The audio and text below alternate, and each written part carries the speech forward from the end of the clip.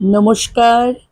পশ্চিম বাংলার মাটি থেকে আমি শর্মিলা সরকার ফিরে এলাম আমার জাস্ট কালারফুল ব্লগ নিয়ে। এই ভিডিওটা আমি একটু লেট আপলোড করছি।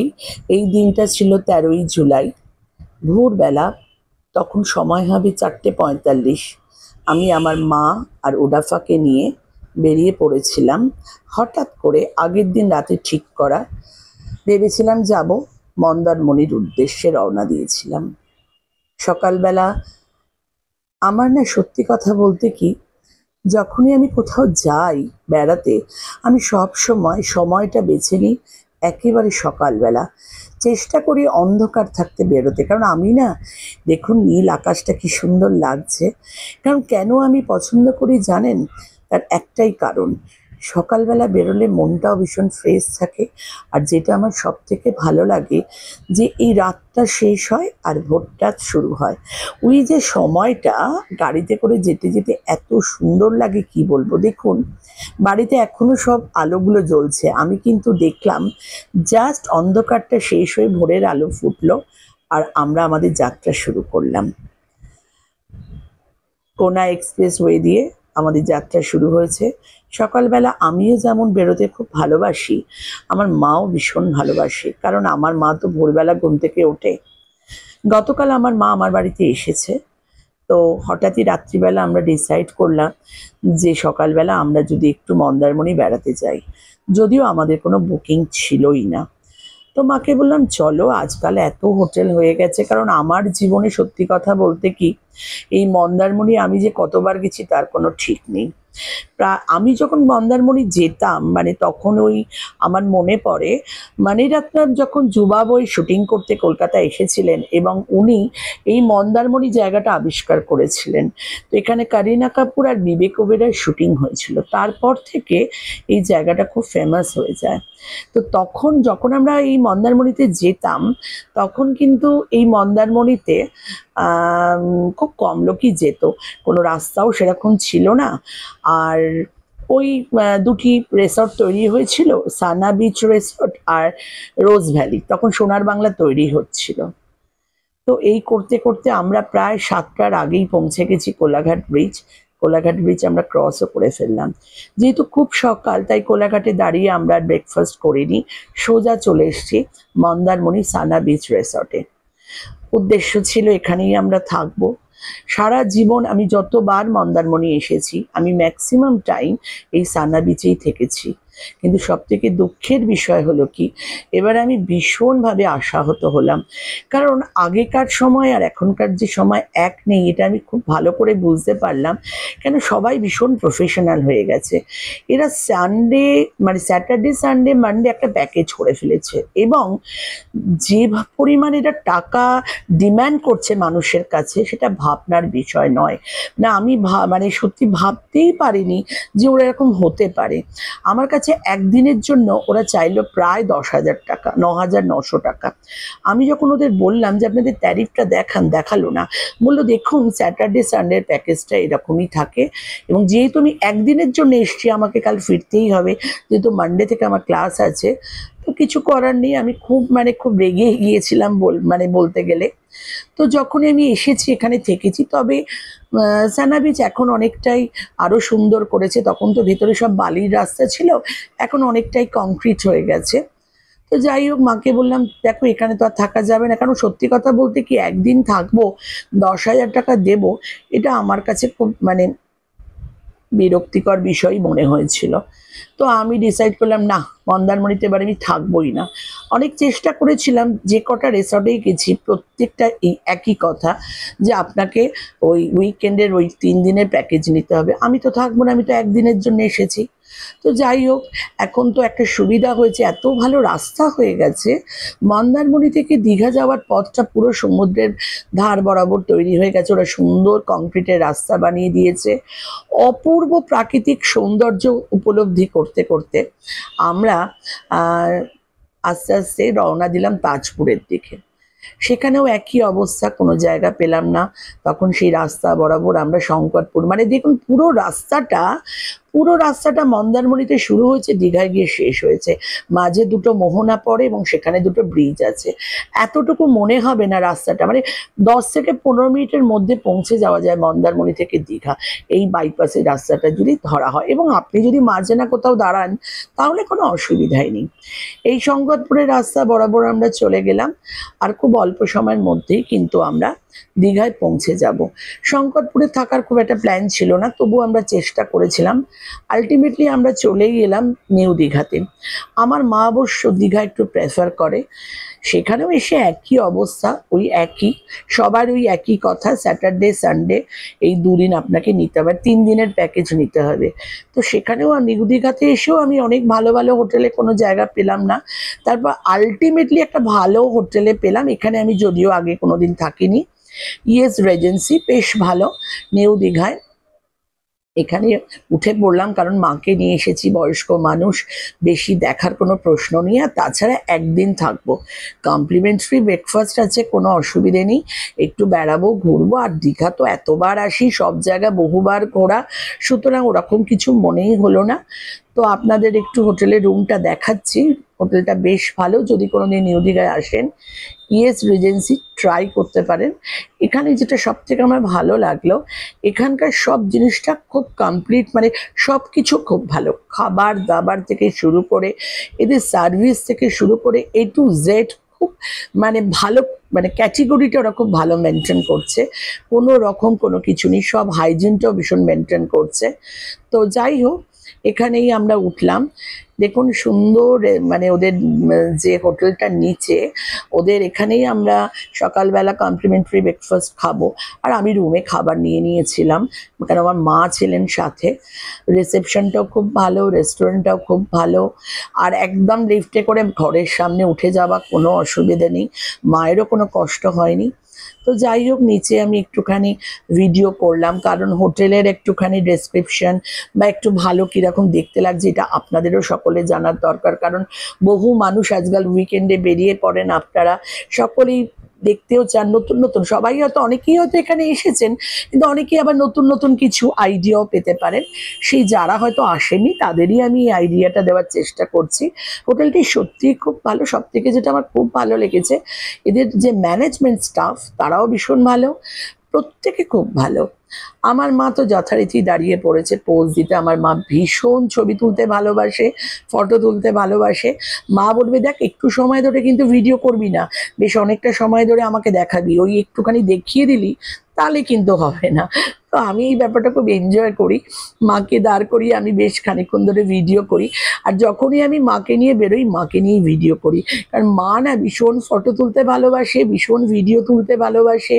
আর সব সময় বলবে, তুই ওই জায়গাটা দেখা, এই জায়গাটা ভিডিওতে তোল, সবাই তাহলে দেখতে পাবে। এই জিনিসগুলো মা খুব বলে, আর আমার খুব ভালো লাগে, আমি ব্যাপারটা এনজয় করি। তো এইবার আমাদের একটু প্ল্যান আছে যে একটু রেস্ট নিয়ে খাওয়া দাওয়া করে বিকেলবেলা বেরোবো, কারণ কাছেই যাব, গাড়ি করে মাকে নিয়ে একটু ঘুরে আসবো। বেরিয়েও পড়লাম বিকেলবেলা লাঞ্চ করে একটু রেস্ট নিয়ে। দেখুন হোটেলটা বাইরে থেকে আপনারা বুঝতে পারবেন, আমি একটু আইডিয়া দেওয়ার আপনাদের চেষ্টা করেছি। বেরিয়ে পড়েছি। দীঘা না এখন এত সুন্দর হয়ে গেছে, বলা উচিত না, পুরো ব্যাপারটাই এখন দীঘা থেকে শুরু করে শঙ্করপুর, মন্দারমণি, প্রত্যেকটা জায়গা, তাজপুর, এত সুন্দর রাস্তাঘাট, বসার জায়গা, মানে কোনো বয়স্ক মানুষকে নিয়ে এলে কোনো রকম অসুবিধা হওয়ার চান্স নেই। এইটা হচ্ছে হোটেলের বাইরেটা, বাইরেটা খুব ভালো, খুব সুন্দর। মাকে নিয়ে এবার বেরোবো, আমরা মোটামুটি রেডি। মা একটু রেস্টও নিয়ে নিল। আর এই সামনে তো একদম দোকানপাট সবই আছে। আমার মাকে নিয়ে একটুখানি এই দোকানপাটে ঢুকলে সব জিনিস আস্তে আস্তে দোকানে দেখবে। তো মাকে বললাম চলো একটুখানি ওল্ড দীঘা ঘুরে আসি, আমরা নিউ দীঘায় ছিলাম তাই একটু বেরোচ্ছি। মা তো, মায়ের পায়ে ভীষণ ব্যথা, তো আস্তে আস্তে মাকে নিয়ে আমরা রওনা দিলাম। মাকে সবসময় সহযোগিতা করে ওডাফা।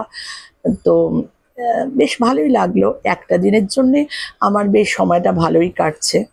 তো চলে এসেছি আমরা মোটামুটি ওল্ড দীঘার দিকটা। এই সৈকত আবাসের সামনে এই জায়গাটা মা গাড়িটা রেখে মাকে নিয়ে এসে বসানো, কারণ পুরো পুরী মানে পুরী বলছি, দীঘার এই পুরো জায়গাটা সব জায়গায় বসার জায়গা আছে, কোনো বয়স্ক মানুষের অসুবিধা হবে না। চারিদিকে লাইট দেওয়া, পরিষ্কার পরিচ্ছন্ন, একটা কাগজ একটা কিছু ফেলার প্লাস্টিক সঙ্গে সঙ্গে এদের এত ভালো ভালো সার্ভিস বয়গুলো আছে, সঙ্গে সঙ্গে তুলে নিচ্ছে এবং সবাই কিন্তু ডাস্টবিনেই সবাই ফেলে, কেউ এখানে সেখানে কোনো কিছু ফেলে না। বসার জায়গা এত আছে এবং সব থেকে বড় কথা বৃষ্টি পড়লেও কোনো অসুবিধা হবে না। এমন এমন মানে সেট করা জায়গা আছে যেখানে আপনি অনায়াসে আপনার মা বা বাবাকে নিয়ে এসে বসতে পারেন, এনজয় করতে পারেন। আর একটা জিনিস খুব ভালো আপনাদের সকলকেই দেখাচ্ছি যারা অনেকে দূরে থাকেন, দীঘাতে ভীষণ ভালো একটা পশ্চিমবঙ্গ সরকার জগন্নাথ দেবের মন্দির করছে, এত সুন্দর বানাচ্ছে জাস্ট ভাবার নয়। এখনো কাজ চলছে, ওদের প্ল্যান হচ্ছে নেক্সট ইয়ারে ওপেন করে দেওয়ার। বেশ অনেকটা জায়গা নিয়ে জগন্নাথ মন্দিরটা তৈরি করা হচ্ছে, পুরীর মন্দিরের আদলেই তৈরি করা হচ্ছে জগন্নাথ প্রভু। আমি শুধু জগন্নাথ প্রভু বলবো না, কারণ আমি মনে করি জগন্নাথ প্রভু, বলরাম, সুভদ্রা তিনজনেরই মন্দির হচ্ছে এবং আমরা সব সময় জগন্নাথ মানে প্রভু জগন্নাথ, জয় জগন্নাথ বলি, কিন্তু আমার মনে হয় সব সময় বলরাম এবং সুভদ্রারও নাম নেওয়া উচিত। এবং পুরীতে যেরকম অনেক মন্দির আছে, লক্ষ্মী মন্দির, বিশালাক্ষী মন্দির বা আরো যে সমস্ত ইন্দ্রাণী মন্দির, এখানে সেই মন্দিরগুলোও ছোট ছোট আকারে বানানো হয়েছে। সব থেকে খুব সুন্দর, অফিসটাও খুব ভালো বানানো হচ্ছে। তিনটে গেট, যে তিনটে গেট বানানো হচ্ছে যেখান দিয়ে লোকে প্রবেশ করবে এবং বেরোবে, সত্যি এক কথায় অনবদ্য, খুব ভালো বানানো, ভালো উদ্যোগ নিয়ে এটা বানানো হচ্ছে। এটা তৈরি হয়ে গেলে বহু মানুষ আসবেন যারা এটা দেখবেন। এবং সত্যি কথা বলতে কি, দীঘা এবং উড়িষ্যা মানে আমাদের পশ্চিমবঙ্গ উড়িষ্যা তো পাশাপাশি রাজ্য, তো পাশেই আমাদের মহাপ্রভু, পাশের রাজ্যেই মহাপ্রভু জগন্নাথ অবস্থান করছেন। তো মহাপ্রভু জগন্নাথকে উড়িষ্যাবাসীর সাথে আমরা বাঙালিরাও ভীষণভাবে মেনে থাকি। প্রভু জগন্নাথ, বলরাম, সুভদ্রার এই মন্দির আমাদের পশ্চিমবঙ্গ সরকার খুব সুন্দরভাবে বানিয়ে দিচ্ছেন। আশা রাখি আপনারা সকলে আসবেন, দেখবেন এবং আনন্দ উপভোগ করবেন। এখানে প্রবেশের পথ এবং বেরোনোর পথ এবং গাড়ির প্রবেশের পথ খুব সুন্দর করে বানানো হচ্ছে। ভেতরে গাড়ি প্রবেশ করে রাখার জায়গাও মনে হয় থাকবে, আমি অতটা জানি না, তবে দেখুন বাইরে থেকে আমি দেখানোর চেষ্টা করলাম মন্দিরটা কত সুন্দরভাবে বানানোর চেষ্টা করা হচ্ছে। এটা একটা ফাঁকা জমি পড়েছিল, সেই জমির ওপর কিন্তু এটা বানানো হয়েছে, কোনো কিছু বস্তি বা কোনো কিছু ভেঙে এটা তৈরি করা হয়নি।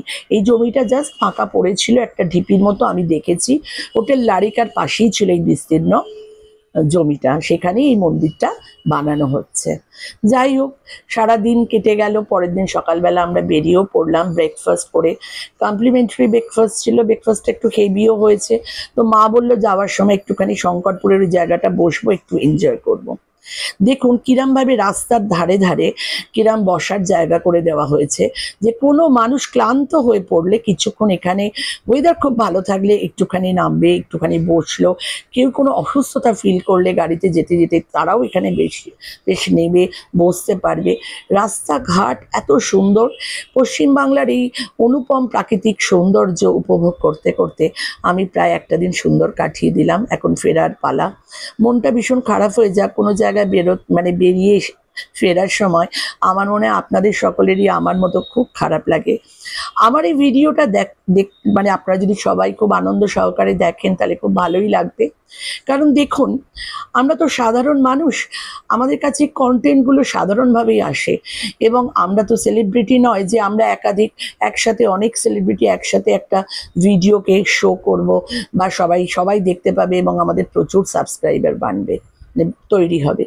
কিন্তু আমি মনে করি যে যারা সাধারণ মানুষ, আমি দেখুন মানে সত্যি কথা বলতে কি, খুব ভালোবাসার নিয়ে আমি এই ইউটিউবে কন্টেন্ট বানানো শুরু করেছি।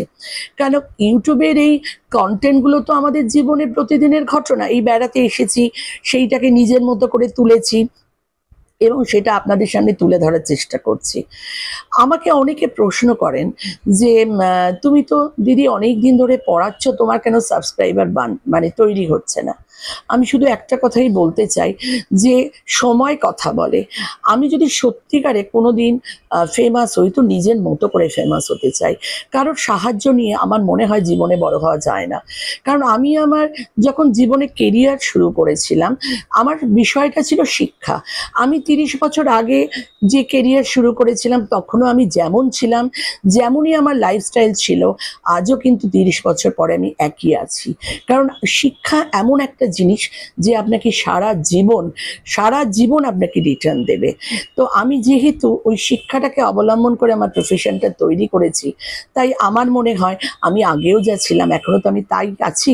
তো ইউটিউবে আমি ইউটিউবার হয়ে কিন্তু আমি কখনো টাকা পয়সা রোজগার করব এবং তবেই আমার লাইফস্টাইল খুব ভালো হবে, এরম কোনো ব্যাপার নেই। আমি কিন্তু এটা পুরোটাই ভালোবেসে করি। কারণ বহু মানুষ আজকাল ইউটিউব করছে, অনেকে আমাকে বলতেন যে বা বলে যে তুমি এত ভালো রান্না করো, তুমি এত ভালো ডেকোরেশন করো, ঘর সাজাও, তুমি এত মানুষের সাথে ভালোভাবে মেশো, এত ভালো কথা বলতে পারো, তাই তুমি ইউটিউবে ব্লগ করো না কেন? তো এই ভাবনাটা থেকেই কিন্তু আমার ইউটিউব জয়েন করা। তো সত্যি কথা বলতে কি আমার অনেকেই মানে শুভাকাঙ্ক্ষী আছে, সকলকেই আমি আমার বন্ধু বলে মনে করি। তো যারা মনে করে যারা তাদের আমি বন্ধু, তাদের আমি প্রিয়জন, যারা আমাকে খুব ভালো মনে গ্রহণ করে তারাই আমাকে সাবস্ক্রাইব করবে।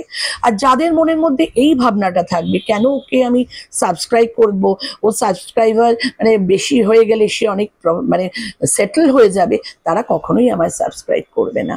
তো যারা ভালোবাসার মানুষ, যাদের এই সমস্ত ভালো লাগে, তারা আমাকে সাবস্ক্রাইব করবে। তো আপনারা এই আমার ব্লগটা দেখবেন, যাদের ভালো লাগবে।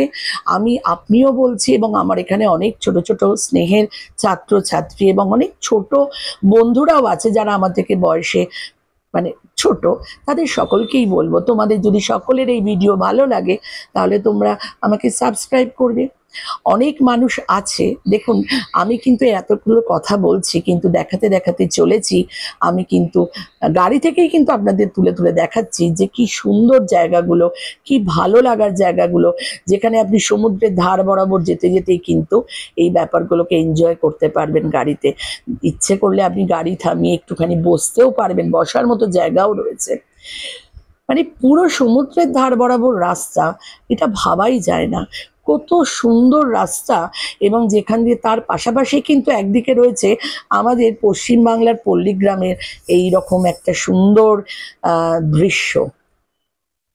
তো আমার মা বিষয়টা ভীষণ এনজয় করছিল, আমিও এনজয় করতে করতে এই ব্যাপারগুলো আপনাদের বললাম। বহু মানুষ আজকে উইকেন্ডে বেড়াতে এসছে, চারিদিকে গাড়ি ভরে গেছে। সব থেকে যেটা অবাক হলাম, ডাবের দাম। একটা ডাব খাবো সেটা মনে হলো কলকাতার থেকেও বেশি দাম। উইকেন্ডে নাকি একটা ডাবের দাম এখানে 100 টাকা হয়ে যায়। আমি এখনো মনে হয় কচি ডাব আমার এলাকায় 30 টাকা 40 টাকায় খাই, এখানে একটা কচি ডাব আমি দর করলাম 80 টাকা। সুতরাং কোনো জায়গায় গিয়ে যে সেই জায়গাটার খাবার এনজয় করা যাবে, মানে আমরা জানি সমুদ্রের ধার মানেই ডাব, তো সেই যে ব্যাপারটা যে এনজয় করা যাবে সেই দিন মনে হয় আজ আর নেই।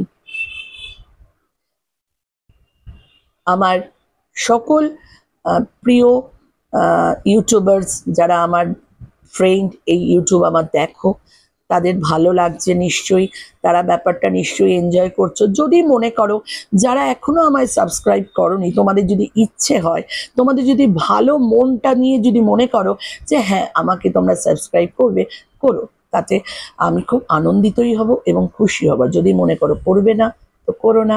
চলে এসেছি শঙ্করপুর, যাবার আগে একটুখানি ঘুরে যাব, কারণ এত সুন্দর জায়গা শঙ্করপুরে, খানিকক্ষণ বসবো, কারণ আমাদের চেক আউট ছিল 9:30টার সময়। তো মা বললো যাওয়ার আগে একটুখানি শঙ্করপুরে বসবো, কারণ কালকে আমরা যাওয়ার সময় যখন এসেছিলাম তখন আমরা শঙ্করপুরে দাঁড়াইনি, তাই মায়ের ইচ্ছাকে একটুখানি পূর্ণতা দিলাম। এত সুন্দর শঙ্করপুরে করেছে, কোনো অসুবিধে নেই, এত ভালো লেডিস টয়লেট, জেন্টস টয়লেট, সব পরিষ্কার ব্যবস্থা, খাবার দাবার সব কিছু অ্যাভেলেবেল। সব থেকে বড় কথা, বয়স্ক মানুষরা খুব ভালোভাবে বসতে পারবে। তাই মাকে নিয়ে কিছুক্ষণ সময় কাটালাম, এরপর আমরা এখান থেকে চলে যাব। অন দ্য ওয়ে যাওয়ার সময় কোথাও একটা ধাবাতে লাঞ্চ করে নেব, এটাই আমাদের প্ল্যান, কারণ আমাদের ব্রেকফাস্ট অনেক হেভি হয়ে গিয়েছিল। শঙ্করপুরটা এত সুন্দর লাগে, এবারে ইচ্ছে আছে নেক্সট টাইম যখন আসবো 2-3 দিন থাকবো মাকে নিয়ে, এবং শঙ্করপুরে একটা ভালো রিসর্ট দেখে গেছি সেখানেই থাকবো। এবারে আমরা সেখানে জায়গা পাইনি, কালকে আমি ট্রাই করেছিলাম, তো এবার আর হলো না। যাই হোক, আপনারা সকলে খুব ভালো থাকবেন, সবাই ভালো থাকুন, সবাইকে ভালো রাখুন। নমস্কার।